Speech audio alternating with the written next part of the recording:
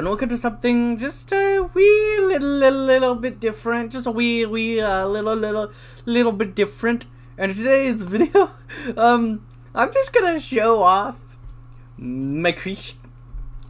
So as you can see, we're moving along. Everything is set into its locations with the exact arrow amount needed for each thing to go at the right time. And basically, this is a game. It's Increlution,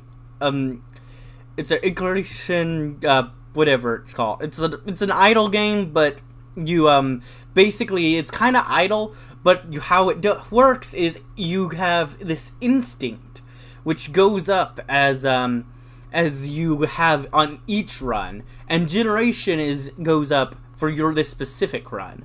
So you see my generation for cooking, for example, gives me right now 4.63 times modifier, and my instinct gives me a 703k modifier.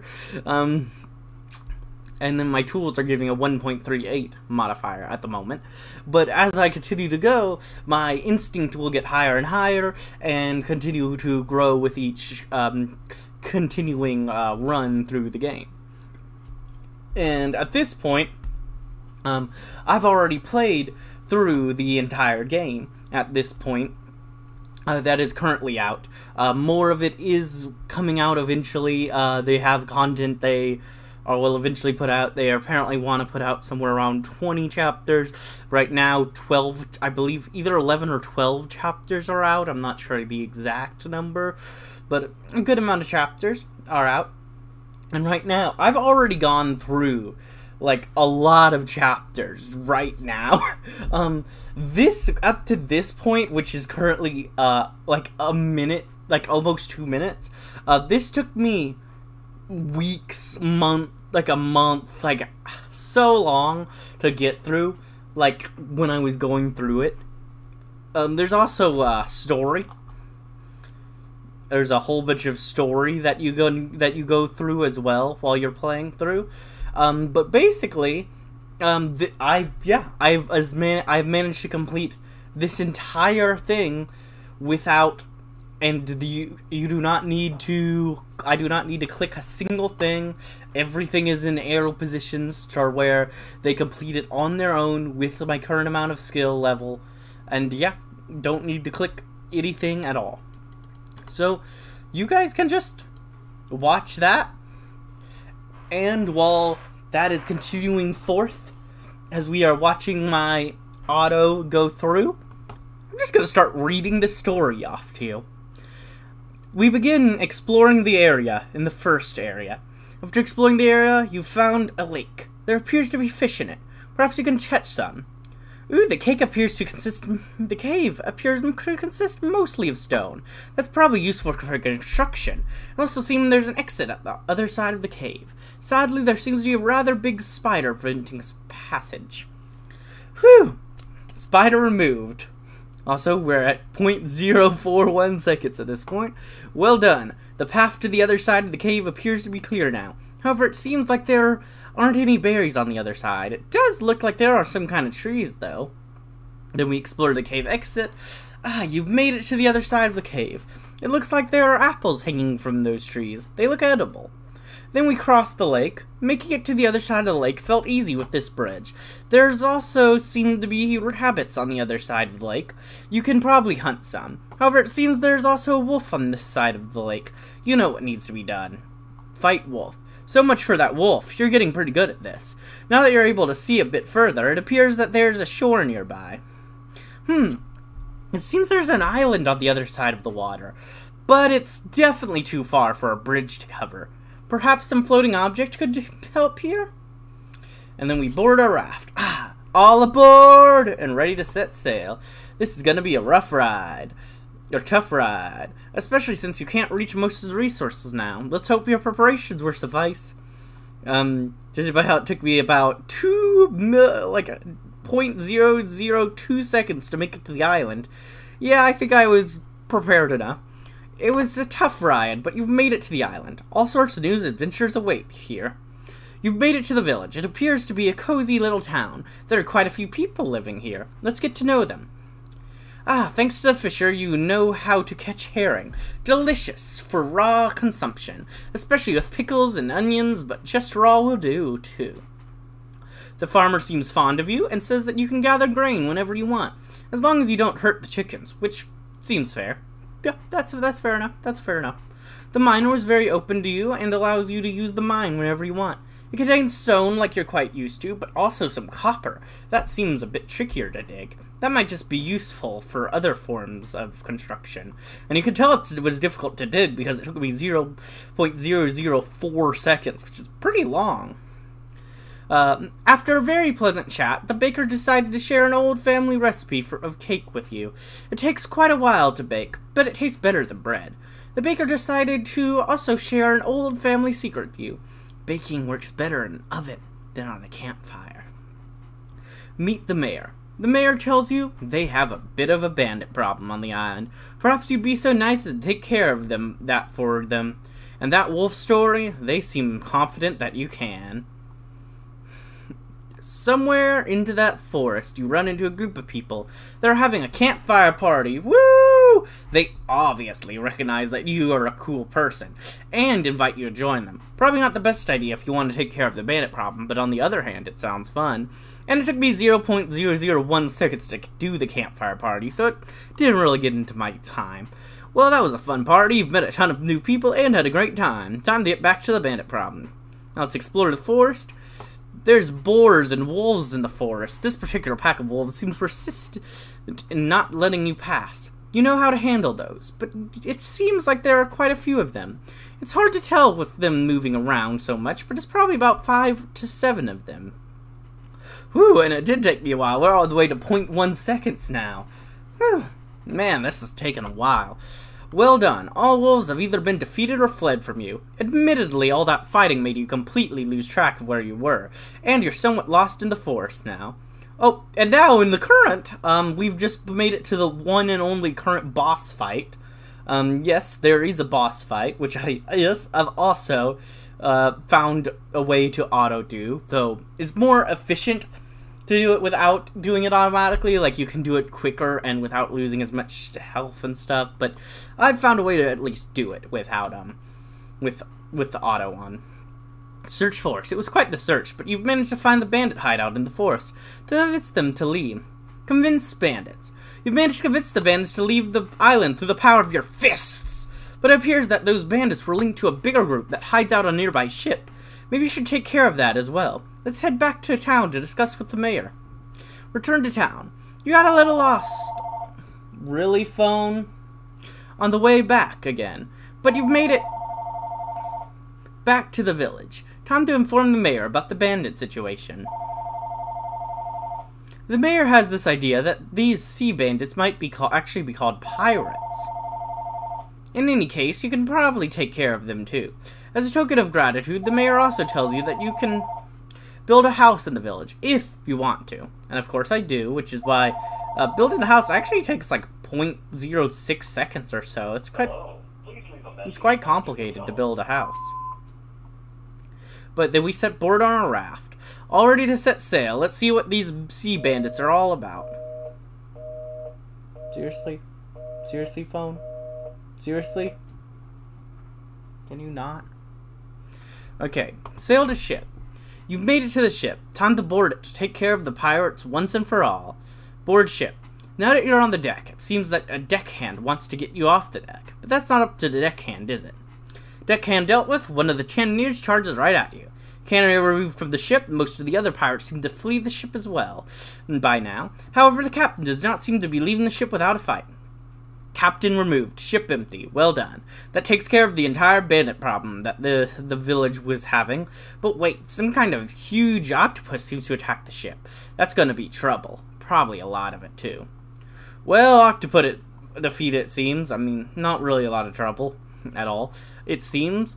You seem to have lost consciousness for what feels like 5 minutes, and that has taken a toll on your health decay. You seem to have lost most of your inventory somewhere in the ocean as well. That could be a problem. But your construction seems somehow washed ashore. You're in some kind of cavern that touches the ocean. Perhaps there's some things to be found around here. Explore the sea cave. You found an exit to the seaside cave. It ends at a sunny beach with palm trees. Hey, we're saving time for my last run. How nice. The beach appears to be a part of a rather big land. You even see some mountains in the distance. You see two ways to venture forth from here. There is a river leading inland and an old mine shaft. It seems to be one or the other. The choice is yours. Now that you are on the river, you won't be able to enter the mine anymore, but crabs and coconut trees seem to surround the river still, so that's useful. You've made it to a fallen tree that has crashed into the river. It leads to a small piece of land that contains some other trees with yellow things in it. Perhaps these are edible? There are some tools lying around that appear to be left by someone that is long gone. You might be able to repair those. You've made it to a waterfall. No wonder the current was getting so strong here. As you know, almost every waterfall has a cave behind it, so let's bet on this being such a waterfall as well. Passing through a waterfall is gonna hurt, though. Ouch, that hurt, but you've made it through a waterfall, and as expected, there's a cave behind it. Let's see what's in the cave. Uh-oh, a bear. As cute as it might look, it looks far more dangerous.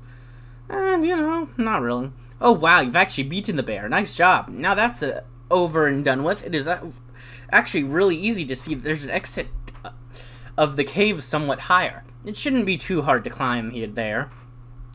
You are further inland and on somewhat higher ground. You see a rather big mountain in front of you and a path leading up to it. There seems to be some kind of temple on the mountain. Let's see what that's all about. You've climbed a fair bit of the mountain and made it to a ravine. You need to cross it somehow. Oh, and it looks like you're not alone here. There are mountain goats around. You've made it to the other side of the ravine the safe way. You see a temple a little higher up in the mountain and hear some gongs sound in the distance. You've made it to the temple. It appears to be populated by monks. They don't talk much, or at all, but they do seem to be training, and seems to be welcoming you to join them. So, while I'm reading all this, what's happening in the background is I'm just slowly building this Titanstone hunt, and I also built the Titanstone catapult before that. And yeah, this middle stage of the boss, after you do 20 HP, just brings you to this other section, where the boss just shoots you with Titan arrows, as you slowly build whatever you want to build, as you get shot at repeatedly. But, you know, it's fine. You've been taught the way of the bear, useful when raw power benefits your goals. You've been taught the way of the tiger, useful when you have a need to be agile. You've been taught the way of the parrot, by talking a lot. The monks didn't even talk back. It was a little awkward, to be honest. You've been taught the way of the goat, by bouncing on a raft in the pond. You now know how to conquer the bigger waves. You've reached a point where it starts to snow. That must be due to the height. Moving through the cold ahead might have a toll on your health. The cold is pretty severe. You've made it to some sort of glacier.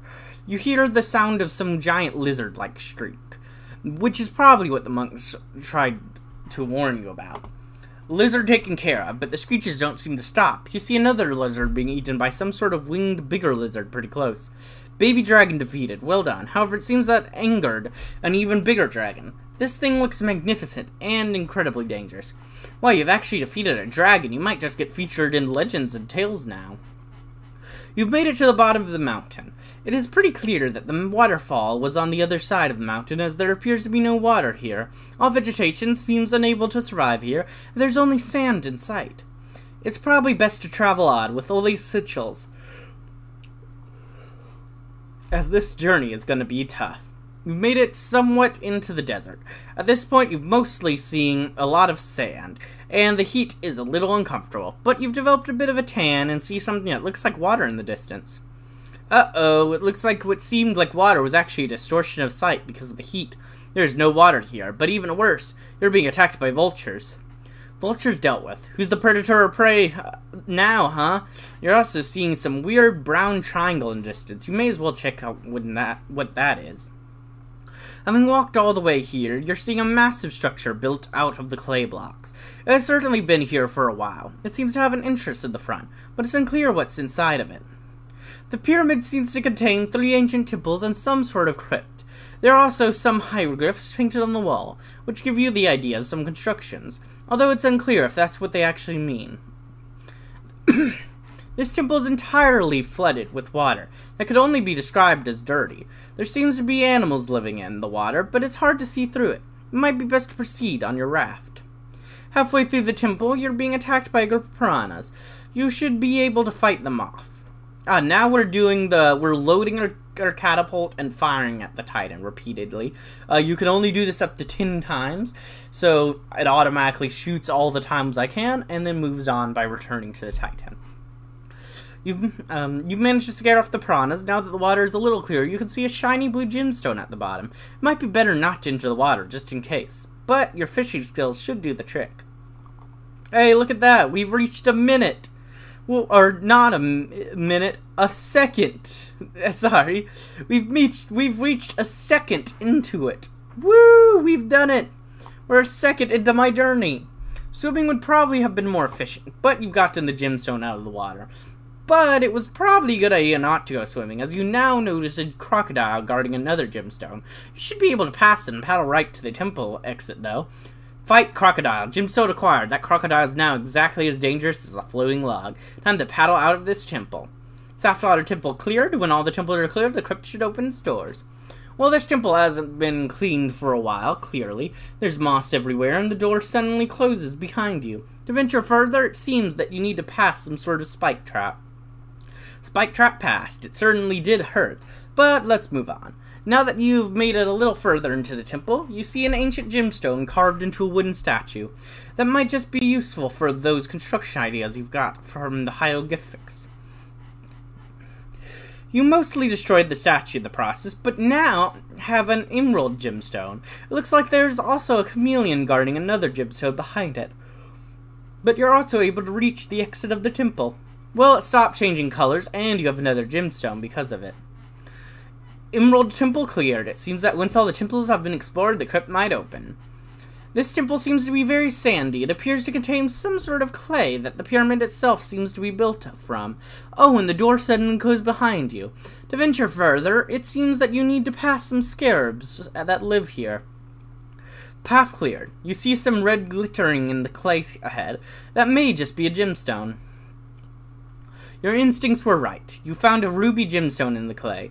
It seems there's another one a little higher, but it's blocked by a massive boulder that is clearly placed as a trap.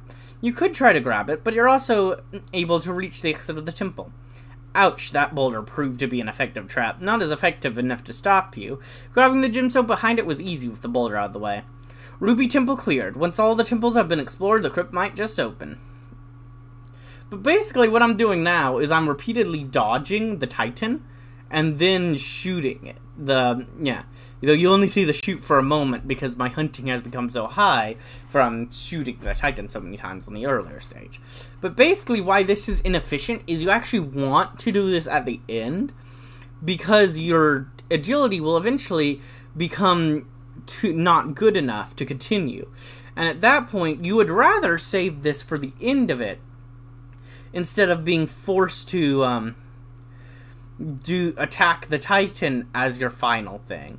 But by attacking the Titan as your final thing, you could actually do the dodging Titan at all.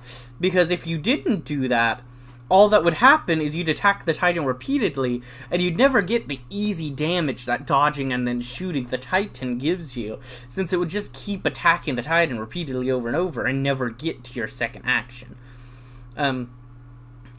This item, this is a food item, which that's something I haven't even said anything. Basically, the food heals you as you go through, and you can eat it in this amount of time each time. And it'll just automatically go through when your health gets too low. But because of me, but I'm forced to do this immediately if I want to actually be able to do it. Since even if I had it on the lowest section, it would still be a before attack Titan since Jobs is above expiration. So I'm forced to collect all of them if I want to even be able to collect all of them. And I want to be able to collect all of them because you're probably going to want to have as much food as you can in the future, or when you are starting the next chapters in the future. So sadly, I'm forced to do that while taking falling debris damage and as I let the Titan heal. So at 40%, the Stone Titan begins to drop falling debris on you that deal, as you see, 904k damage for completion. And basically with both the falling debris and the arrows earlier, they speed up as they go through. As you see, now it's 3.67. After that one completes, now it's 3.64. And it slowly shoots you or drops debris faster and faster, making it more difficult to keep up. Then this actually, time to complete. It actually slowly speeds down, interesting enough. But basically, this allows the boss to heal itself as you're going through. And because you're forced to do this, as you see, the boss is all the way above 30%, or since they were given time to heal, which is annoying. But it means that we get to do our thing, it's healing up, and it just means that we have to take extra time to actually kill it afterwards, since it's been given good bit of time to heal up in between. But it does allow us to get everything we want. Also, since we're having to eat this every once in a while, we're forced to regather the one there, because the auto goes through that before it can attack the Titan again. So it does slow it down a little, but I am able to do it at my current skill levels.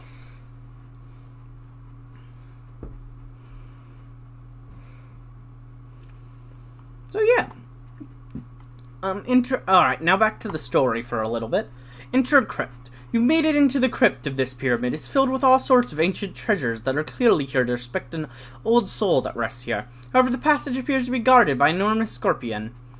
With that scorpion out of the way, you're now able to fully grasp what's within this crypt. Aside from all the treasures, there's a sarcophagus in the middle of the crypt that particularly catches your eye.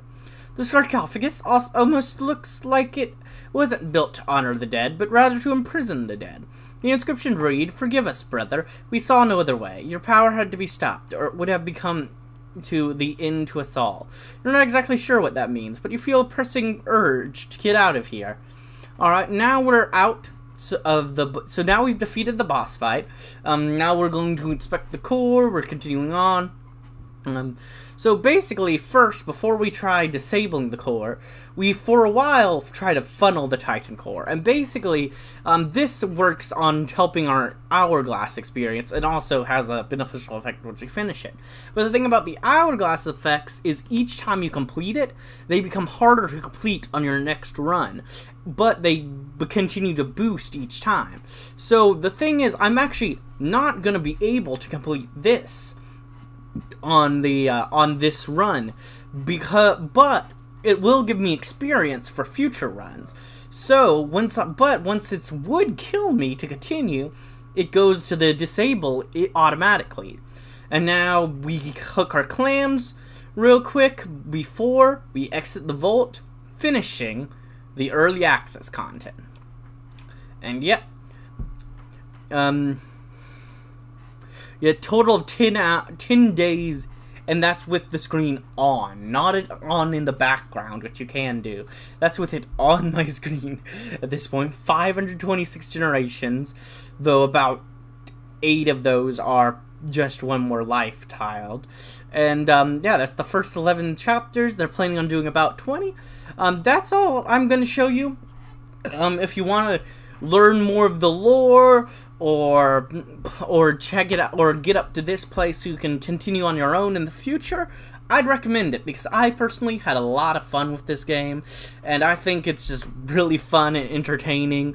It's got some interesting lore that you haven't gotten around to, where it starts to actually get into detail of why you're able to actually go through these other lives. It actually does have in-game lore for why that is the case. I'm really excited to find out more about that and what ends up being the full explanation. I think it's very interesting so far. And I also just really enjoy this game. It's really weird that I do. It's like a really weird styled game, but I really enjoy it. I hope you do too, and I'd recommend it. But I'll see you in the next one. Probably not of this game, but if you decide to join me for other games, I mostly do Hearts of Iron 4 content on my channel. If you want, you can join me on that. Yeah, I hope you enjoyed, and if you did, like, comment, subscribe, and hit the bell button. And as always, peace.